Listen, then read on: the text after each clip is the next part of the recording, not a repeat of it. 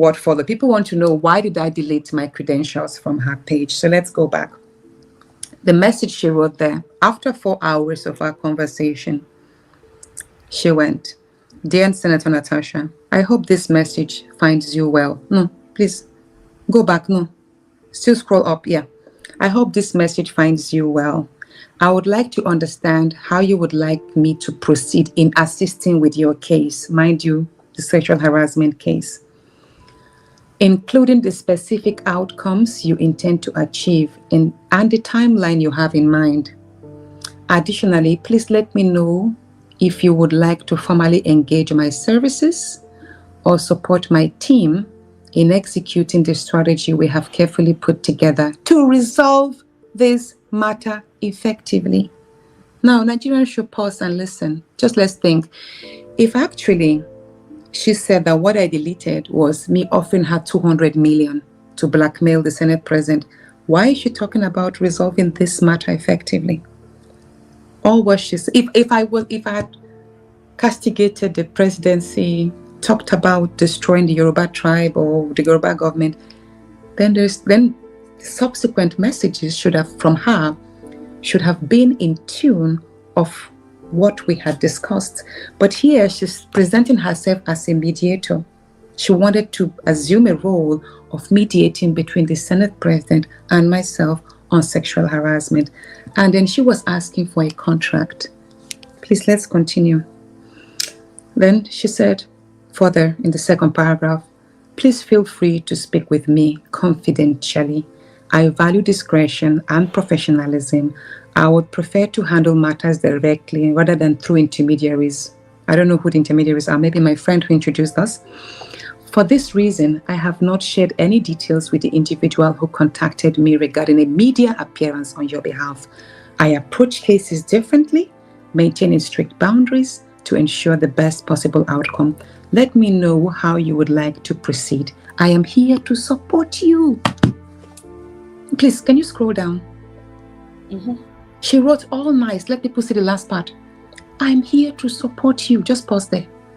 If actually I called her and I was poaching her to bring down the government, to destroy people, to destroy the Senate president, I've called Nigerians gullible and hungry. So why was she being patronizing and nice? Let's think. But when I saw that, okay, it was after the second, I wasn't on my phone then, so she continued after like an hour. She continued, "Would you be open to a closed-door negotiation involving you, your husband, and Senator Akpabio to bring a resolution to this matter if it comes to that? If so, where would you prefer such a meeting to take place? Sometimes strategic negotiations are necessary to untangle complex situations. I'd love to hear your thoughts on this." She was still pushing me, presenting herself as a mediator, as all of that. Mind you, she has told me she was a professor of psychology or human psychology. So I know that had the word psychology or sociology. I know she was a professor of one of them. So at that point, I paused and I called my friend. Before responding to her, I called Ina. And I said, "Ina, she mentioned something about a contract. Is that did you have that conversation with her?" He said no, that he only told her that I was going to call her to appreciate her and have like a girly chat. And I was like, okay, but she's asking for a contract. And she's asking how I was going to support her team. And I was like, okay. He said I should ignore that he never met. I said, but did you ask her about a media appearance?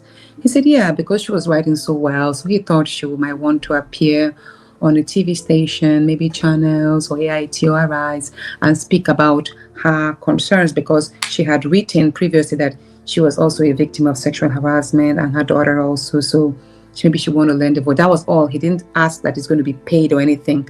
So that was where I now responded. Please just show my response. You can see I refer to her as dear professor, not just Sandra or something. I thought I was speaking to a professor. So here I responded, dear professor, I have had to read your message times over, and I am not comfortable going contractual. My friend Ina probably connected with you on the passion he saw you speak against the injustice meted against me. While I continue to count on your kindness, which I trust will, amidst others, snowball into justice for women everywhere. However, if you stop charting our cause, know I still deeply appreciate your sisterhood spirit, and whenever I return to the Senate or wherever I find myself, know you have a friend and a cheerleader in me, love. That's to show you.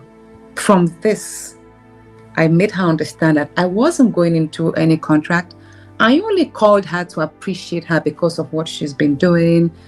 And our conversation was not in any way in furtherance of an activity, not to talk of an illicit activity. From here, you can tell. And mind you, I have downloaded all of this whole conversation, and I've sent it in a digital form as well as printed these messages to all the security agencies in Nigeria. I'm actually surprised. That's why I say that the police never looked into this. Instead, they are listing her as a witness against me over a criminal defamation, someone that was poaching me for a contract that I said no. I'm actually surprised the Senate president fell for this scam, because he would have been smart enough to say, no, you know what, I'm not in. Because at the end of the day, I didn't think there was a reason for me to pay anybody. Everybody who has spoken, I never paid anybody anything to speak up. I've watched people across our platform, even people from Labour Party, even many APC members themselves who stood up and say, you know what, they are APC, but to stand for Natasha against sexual harassment. I didn't have to pay anybody. So let's continue. Go back again. So you can see from here, I clearly told her that while I'll continue counting, that I wasn't ready to engage her contractually, that I would trust that she will continue advocating. But even if she stops because there's no contract, it is fine. I appreciate what she's done before, and she should know that I have the sisterhood bond with her. But that didn't go down well with Sandra. Sandra, as she is now, Professor Mbeke, as I thought she was. So she continued, Dear Senator, I appreciate your message and the sincerity behind it. Let me make one thing absolute clear. There is nothing contractual or monetary about officially engaging me to handle what I have already been doing voluntarily. Please explain that to me as a lawyer. I'm so sorry. It's okay. Explain that to me. At that point, she's trying to wind my intelligence.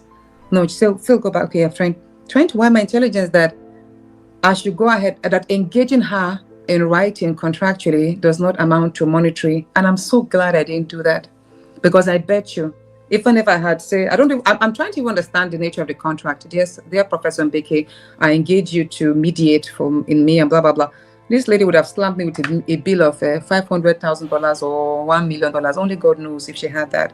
But immediately I sensed it when she was playing that a contract would have, everybody knows a contract will amount to remuneration at the end of the day. So here she said, there is nothing contractual or monetary about officially engaging me to handle what I've already been doing voluntarily without even needing to discuss it with you first. My work in addressing injustice has never been about personal gains, but about clarity, coordination, and commitment to the cause. Formalizing an engagement is not about transactions. It's about ensuring proper communication, alignment, and efficiency in tackling the very issues we are fighting. Again, you will see, this is a woman who came up to say, my deleted messages were all about destroying the government, destroying the Senate president, doing all of those things. Nigerians, I know we're very smart people. You can tell here that if indeed I spoke to her about paying people, or about destroying the government, or about or offering her 200 million to blackmail the Senate president into some murder, you would have seen that in the conversation. But here she was putting herself as a mediator, seeking an engagement for her to continue what she said she has been doing voluntarily. And what was she doing voluntarily prior to this was advocating for women against sexual harassment. So our conversation was on sexual harassment, and never did I tell her there was no sexual harassment. So that's it. Again, she said, regardless of where this part leads, that's the last paragraph. Okay, no. Hold on. Before then, I skipped one part. I respect your stance. even if I believe that a structured approach would have made things smoother and more effective. That said, I will continue to do what I'm known for, standing against injustice and misinformation, adhering to facts, and maneuvering sensitive matters with a critical but fair lens. My stance is independent, and I take full responsibility for my actions. How you choose to engage with that is entirely up to me. That's up to you. Regardless of where this path leads, I know that my fight is not for individuals alone, but for the larger cause of justice and truth. I value the connection we built. And whether or not I continue to chat this particular cause, which is of sexual harassment, I will always stand where integrity and justice demands. She wrote that. After, I didn't respond, but I read it. But after 7 minutes or so, she wrote again. I don't think this is the right path for me. I thrive best when I operate independently, guided by my principles and convictions. At the end of the day, all that matters is achieving a just and positive outcome, and that remains my ultimate hope. So at that point, I was like, you know what, let me just end this, because I already began to feel very uneasy. So I now wrote to her, and this was my last message to Sandra, or Professor Mbeke then, as I thought she was. I wrote, Madam, I respect your independent views. Maybe we can forget we interacted. I will caution my friend Ina, my friend who connected us, to guard his heart in seeking help. God bless us. God, that was my message. Look, from here you could tell that this was the same day. All this conversation was just one day, 27th of March. So you guys only spoke once? Only once. And the only time I spoke with her, 37 minutes. If you scroll back, you will see 37 minutes. It was nothing controversial. We even ended it by saying, at the end of all of this, we're going to join forces, her in America with her network, and myself in Nigeria with my experience and her experience, how we're going to create safe spaces for women. I did mention to her that I noticed that the Senate rules was silent on sexual harassment and on how to resolve matters among senators. I also told her that I had received lots of calls from women in NNPC, in other organizations, in banks, where they were sexually harassed and demanded sexual favors before their promotions. I told her that, look, I think Nigerians' public and private spaces need to have the sexual harassment codes, and that is something we would work together with her experience as an international figure, which I thought she was. I didn't know that she's not even a professor. I didn't know that she's not even a doctor. You know, it's later on I got to know. So that was our conversation. It wasn't what is being painted. So even you've seen, like, look at it. My second message to her was, Madam, I respect your independent views, because she had mentioned several times she works independently, and I was like, there was no way I was going to engage her. There was no way we're talking about mediation. Our matter at that point was still at the ethics committee level, and this was before the presidential panel was set up. So I said, maybe we can forget we interacted. At that point, I was like, I don't even want to have any conversation with you. So if, as she said, that I engaged her, or I was trying to pay her 200 million to entrap the Senate president into some murder and all of that, I wouldn't have. I'm the one here that's calling. You could tell from my response, I was trying to end it with her. I wasn't having it, because I had already sent. This was when I went back and I deleted because I realized that this lady is a scam. She's probably a blackmailer. So I went back there and I deleted my credentials. That was what prompted me to delete my credentials. And I'm saying it again. Nobody can type 15 messages in 1 second, in 1 minute. 15. Not even AI. I mean, if you want to hold ChatGPT and go, ChatGPT, create a message on so, before you get to the third one, maybe back and forth on ChatGPT, you would have, at least you would have seen the time would have gone to 12:41, 12:42, 12:45, to show that there's a sequence of timeliness. And I bet you nothing like that. It was my credentials I sent because she wanted to make a post countering what Senator Nwaboyne said, that I am just a pretty face. Why think that I'm the most beautiful woman in Nigeria and all of that. And I told her I didn't like the fact that I was reduced as an object. Do you understand? I wanted to be addressed as a competent technocrat, a woman who is a lawyer, who is an MBA executive, who had worked in the oil and gas sector and now joined politics. And all of this was what I was bringing to the table politically in raising the standard of leadership. That was the conversation we had. That was why I sent my credentials. But when things turned ugly, still the same day, about 10 p.m., I knew that I had to go back to delete my credentials. And that was the last time I spoke to her.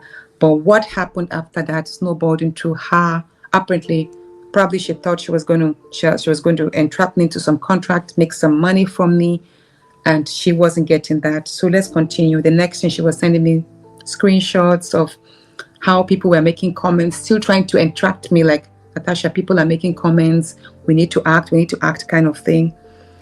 So she then wrote again, I respect your perspective, but let's approach this matter with fairness and objectivity. The pursuit of justice will never be reduced to emotional game or dismissed as distraction. If Senator Natasha claims to have evidence, I don't know whether she was sending this to me or she responded and she was letting me know what she had responded. But basically, you could see that her tone was already changing. Still the same day. This was already just a few minutes to, still the same day, about 10 something. An affidavit, while not substantial or blah, blah, blah. Let me see. Yeah, it's still a legal document that carries weight. So basically, she was just responding to somebody's message. She wrote that this has birthed unheard screams, a handbook for all our children to educate them on how to handle similar situations. And here, this word got me. At the beginning of my conversations, the woman told me she has already written a book and she has sent me a forward. If you look at that first 2 screenshots, she said she had written a book on heard screams and she was in the course of publishing the books. And here, later on that same night, she's telling me that my scenario has birthed a book that she said she had written before. Now she's saying my situation had made her write a book. So at that point, I already knew that I was dealing with a psychopath. I didn't respond. And then in response to my message where I said, let's forget that we spoke, she now responded, of course, good luck. You could see it now became a monologue where she was responding. So probably she was having conversations in her head. Probably she's schizophrenic. So she then wrote, heaping more enemies through lack of understanding and arrogance, yet you have said so much. I didn't understand where that was coming from. Then she continued, you have an appalling spirit of pride, and such is certain to drag anyone it possesses into sure doom, no matter how long it takes.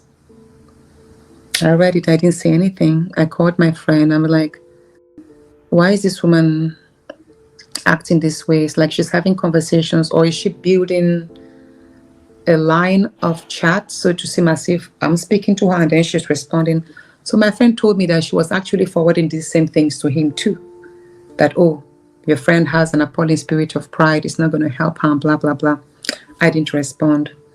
So forward 3 days after, mind you, the first conversations that I've read happened, it was just a tough day from 10 o'clock in the morning when we spoke till about 10:43 p.m. So 3 days after, which was on Sunday, the 30th of March, she just sent this message. I had all your threats, but I have zero tolerance for such nonsense. Bring it on.